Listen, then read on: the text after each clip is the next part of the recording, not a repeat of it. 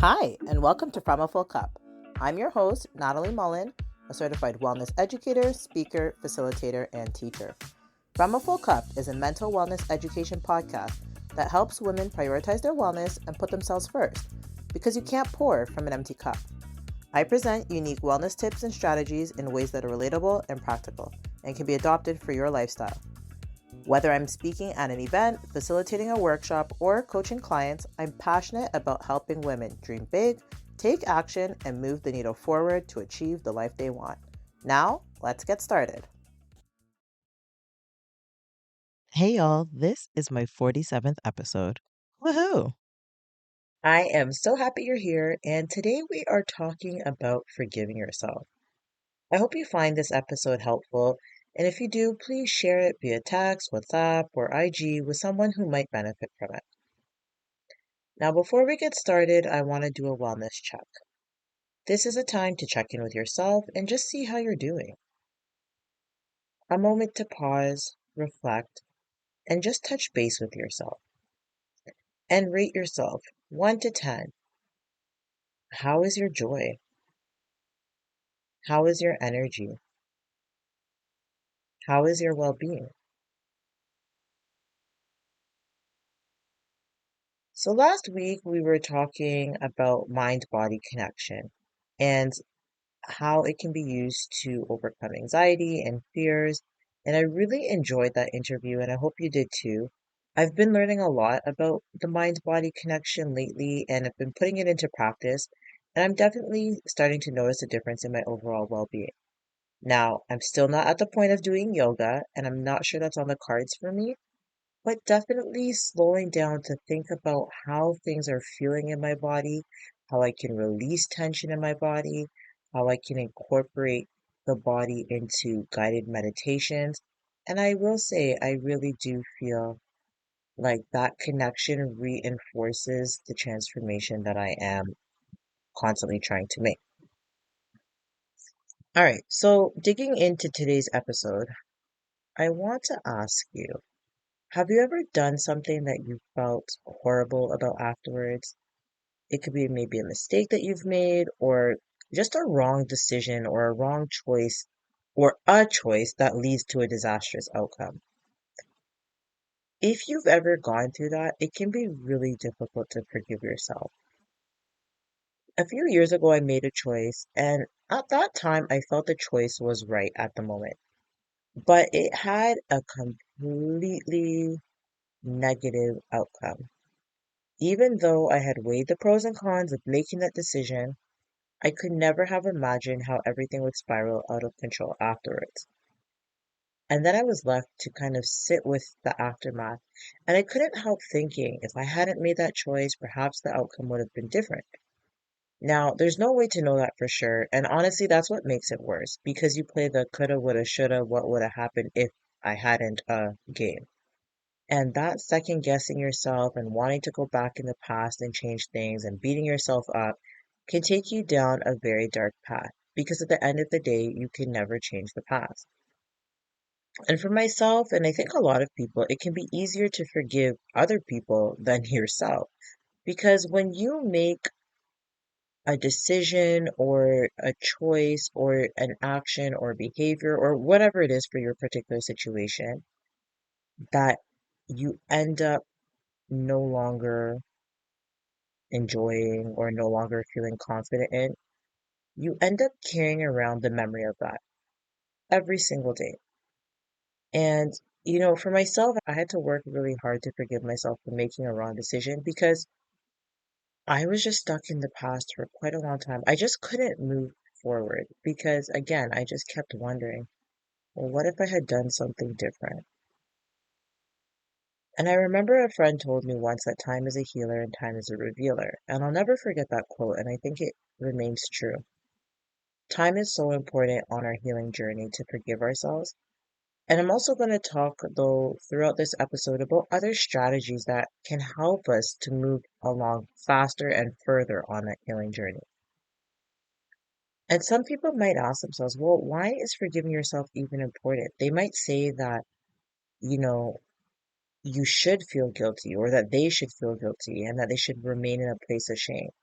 But I truly feel that forgiving oneself is essential because this is where self-compassion and personal growth develops. When you hold on to guilt or shame or self-blame, it's like walking around pulling a heavy anchor.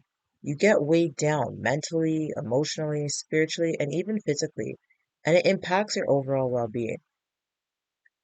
Now, forgiving yourself is not about making an excuse or not accepting what's happened. It is about accepting what's happened, but giving yourself self compassion. And through forgiveness, releasing that burden. Because the thing is, without self forgiveness, we carry the past into our present. And so, how can we ever achieve our full potential? How can we ever show up authentically? How can we ever grow and evolve? When you make a wrong choice and you're struggling to forgive yourself, it impacts your mindset. It keeps you stuck and in the past. You're unable to move forward. And studies have shown that unresolved guilt and self-condemnation, they can lead us to stress, depression, and anxiety. So this clouds your thinking and it causes you to react to things irrationally. And it can also show up as migraines or physical tension in the body, stomach cramps, nausea, or even insomnia. Or sometimes all of those at the same time. So it can really take a toll on you. Now, when we think about forgiving our own selves, one of the challenges is that people believe that holding on to guilt somehow atones for the mistake. And so they say, you know what, I'm just going to stay feeling guilty because this is going to make whatever the choices I made better. But honestly, all that does is perpetuate the suffering and it limits our capacity for happiness and for joy. And we're deserving of happiness and joy. So we've got to find a way to forgive ourselves and move forward. And on the other hand, sometimes people don't want to forgive themselves because they don't want to forget that mistake or forget that error. They never want to repeat it again. And I understand that that totally makes sense. But at the end of the day, if we are forgiving ourselves, we are accepting what's happened, but not only accepting, we're also learning from that mistake or from that wrong choice. And in our learning, we can grow and evolve. And so therefore, we won't make the same mistakes again because we become a new and better and a more improved version of ourselves. So we make better choices moving forward. Now, let's talk about some of the limiting beliefs that people have around forgiveness. So the first one is I don't deserve forgiveness. Now, this is a big one, and many people feel like they have to be punished for their mistakes, right? And depending on whatever it is, and a lot of us, most of us, probably everybody, I think, probably carry around some deep, dark secrets with them. Maybe not everybody, but I feel like most people do. A lot of people have something that they've done or experienced or said or thought, whatever, that they would never want anybody else to know, right? And so you're walking around with that in your head and it can weigh you down. And sometimes if you make a decision that you know is going to hurt others, you know it's going to impact others, that guilt, you almost feel like you deserve it. You're like, I deserve it because I've hurt other people. And so I now have to walk around feeling guilty forever. And I don't deserve forgiveness because I'm a bad person. And that is really like a limited way of thinking because again, we're not trying to escape responsibility. You can accept that you've done wrong, but it doesn't mean that you're not deserving of forgiveness. We're all deserving of forgiveness, especially if you are remorseful. Like if you're remorseful and realize, you know what, I didn't do the right thing here, then you can learn from that and you can move forward and you can make better decisions, right? So it's all about the learning and the growing. And the other one is like, I can't change the past. And now this is very true. We can't change the past, but it doesn't mean I can't change the past, so therefore I stay stuck. It's I can't change the past, so what can I learn from this situation so that I can improve, so that I can become better in the future, and so that I never repeat this situation again. When we forgive ourselves, this is actually an empowering action because it helps us to grow. And growth is forward driven. And the last one is I should have known better. And that one is just a cycle of self blame. Again, the shoulda, coulda, woulda, right? Everyone makes mistakes. It's part of being human. And sometimes, especially when you make the mistake and you never saw it coming, so you end up also feeling disappointed in yourself. That sense of disappointment is directly connected to shame and the expectations that you have for yourself. So it's when all these things collide together, you just feel like you've majorly let yourself down. But if that's the case, again, accept, okay, this is what happened, but think about how can you give yourself that grace and that self-compassion to still move forward. And I want to know, have you ever thought any of those thoughts before? Do any of them resonate with you? And if so, how do we move forward? But before we move forward, I want to know, what is the true cost of holding on to guilt and self-blame? How would your life change if you were to fully embrace self-forgiveness?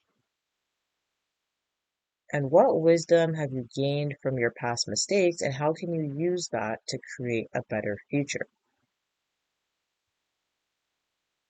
Because if we can answer those questions, we realize that it doesn't have to be the end all and be all in terms of when we've made a mistake. I find that a lot of people, one of the things that keeps them stuck is that they keep it to themselves and it just circles over and over and over again. And it's like, you know how a rattlesnake, I'm pretty sure it's a rattlesnake. Actually, I don't know if it's a rattlesnake, some kind of snake wraps itself around the prey tighter and tighter and tighter, and that's how it kills its prey. That's kind of what it's like if we don't forgive ourselves. We're squeezing the air out of our own bodies and we are suffocating ourselves. It is becoming harder and harder to breathe. And that's why it's so important that we forgive ourselves. We need to actually loosen those chains that are around us. We need to relax them so that we can breathe and understand that whatever has happened, and it's time to move forward. It's time to move on. And I will say that a lot of the people I speak to, whether clients, whether friends, family members, whoever, when they open up, it's like you just see a huge release. You can see it in their physical disposition, as if like such a load has been taken off of their shoulders. Because we can't, there's a lot, there's a lot that we go through in life. There's a lot that we're carrying. And how do we keep showing up if we have this burden on us, right? It's actually obvious to other people. We're just burdened. We're not light. We're not glowing. We're not joyful. We're not on a high vibe because we're being weighed down. And as soon as we realize that there's a safe space where we can show our true self, we can relax, we can be honest, we can be open, we can be vulnerable, that really is the basis for healing and for moving forward. So, what are some of the practical strategies we can do? Well, one, of course, we have to acknowledge the mistake, right? Like, if you are in denial and never admit that you made that mistake or made that wrong choice, well, then how can you ever forgive yourself for it? So, you have to accept that, okay, I made a mistake, I did something wrong, and I own it, right? And own it without judgment. Like don't say, okay, but this is why and that's why, and don't add the excuses. Just own whatever it is and leave it at that. Just be neutral about it. And then treat yourself with that same kindness and compassion that you would give to a friend and say, okay, you know what? We're all human. We all make mistakes. What can I learn from this? Right? How can you learn from the situation? How can you grow? Where is the lesson? There is always a lesson. And then when you learn the lesson, how can you now commit to a change going forward? Because there's no point in learning the lesson and then you still go back and do the same thing again, right? It's like someone teaching you that one plus one is two, but then you get a new test and they put one plus one and you put zero. It's like, no, if you've learned the information, you now need to use it and be informed going forward. And I really think it's important that you seek out support, whether a therapist, a counselor, a friend, a family member, whoever you want to share your feelings with that you feel like is safe, is a safe space for you. Because sharing your feelings can be incredibly healing, and oftentimes you'll realize you're not alone. And just getting it out there can be a version of releasing. And I also find that if you engage in meditation or mindfulness, something that helps you to stay in the present, it's easier to forgive yourself. Because the problem with forgiving yourself is that everything is stuck in the past, right? And so your mind is stuck in the past and you keep ruminating on whatever has happened before. But if you can bring yourself into the present and realize, like, okay, that was a choice I made then, but these are the choices that I'm making now, then you can feel more empowered and confident in the now and then looking forward ahead to the future. And one of the practical tools that I like to suggest to clients, and you can try it as well, if you are struggling to forgive yourself in an area, I want you to write a letter to yourself. And I mean physically get out a piece of paper, get out a pen, and just write down what the situation is that happened. And write down how you felt about it at the time and how you feel about it now. And just be as honest as you can be. It's not about being like super positive or, having a certain kind of mindset. It's just about being honest and getting it all onto paper. And so once you've written down that situation and you've written down how you feel about it then and now, I want you to accept what's happened.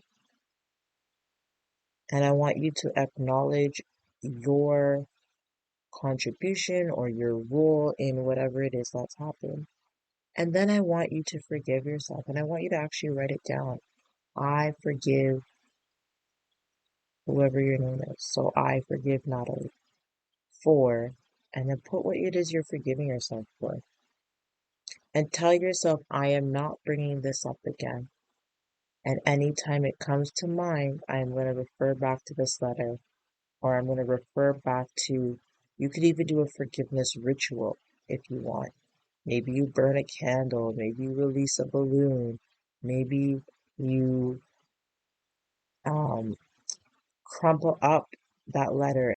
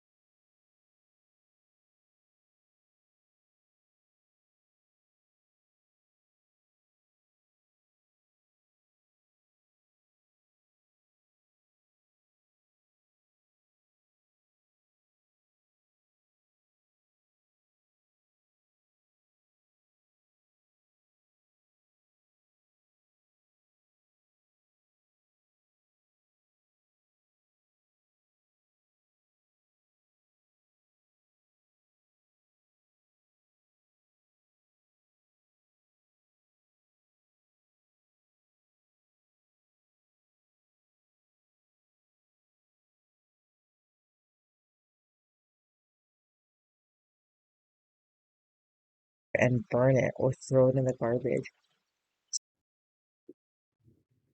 Another strategy is to stand in front of the mirror and just truly look at yourself.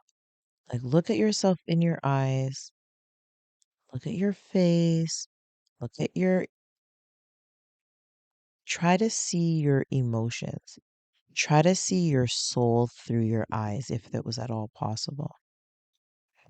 And keep staring at yourself until you feel deeply connected to the inner you. And once you feel connected to that inner you while looking at the mirror, I want you to give yourself a hug. And I want you to look into your eyes in the mirror, but talk to your soul inside. Talk to the inner you inside, the small you inside, and say, I forgive you. It's okay. We're going to be okay. Sometimes I think we have to reassure that inner us, whether it's that inner child or just that inner being, whatever you want to call it. We've got to let that part of us know that we're going to be okay, that we can move forward from this. Because I think that our ego protects us and it doesn't want us to even consider forgiving ourselves sometimes because it might mean that we have to reopen a trauma. And so it might just want to keep us, you know, closed off and unemotional and just detached from a situation. But if we can just confront it head on and accept it and just reassure ourselves that it's okay, we're going to be okay, then we will be okay. Because what we tell ourselves is what is going to happen. And so give yourself that hug, a long embrace, long enough till you feel truly comforted and know for a fact that you can move forward. Sometimes connecting something physical with our body, a physical action, to this mental and emotional decision that we're making actually helps us and reinforces the task that we're doing, which in this case is letting something go. And then look to the future. Think about, well, what's it going to look like now that I've released this load, that I no longer have this burden? How can I now show up more authentically, more joyfully? How can I thrive in this new environment? How can I be lighter? And so that's today's call to action. I want you to think about a situation you've been holding on to where you felt guilt or shame or blame. And I want you to write yourself a forgiveness letter and give yourself grace, compassion, and understanding as you're writing it. And then I want you to begin that process of letting go and just embracing the freedom to live a more joyful and authentic life. And I want you to know there's so much power in acceptance. Accepting what has happened in the past, owning your actions, releasing the shame and guilt, and fully embracing healing and the ability to move forward. And even for myself at this point, like I'm so glad that I no longer have an emotional connection to that action and the decision that I made. I accept that it was the wrong decision. I accepted the consequences. I accepted the aftermath. And I accept the lessons that I learned from it as well. Because for a long time I couldn't. I couldn't accept it because I kept saying, but I weighed the pros and cons and this was the logical decision. And I was so stuck in logic that I couldn't forgive myself because I was like, this doesn't make sense. This outcome doesn't make sense. But again, it's easy to self-sabotage and kind of keep yourself in these corners or keep yourself in these little prisons that you build for yourself. And so you've got to, at some point, just really shine a light and say, well, what's really happening here?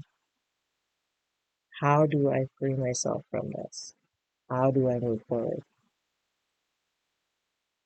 So I invite you to say today's affirmation with me. I am not defined by my past actions. I am defined by the choices I make today. I choose self-forgiveness and self-love.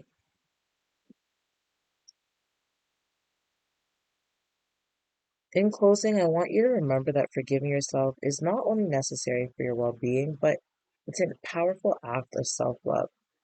So embrace the imperfections, embrace the mistakes, embrace the wrong choices, and just empower yourself to heal and to evolve into the best version of you. And remember, the best version of you keeps evolving as well.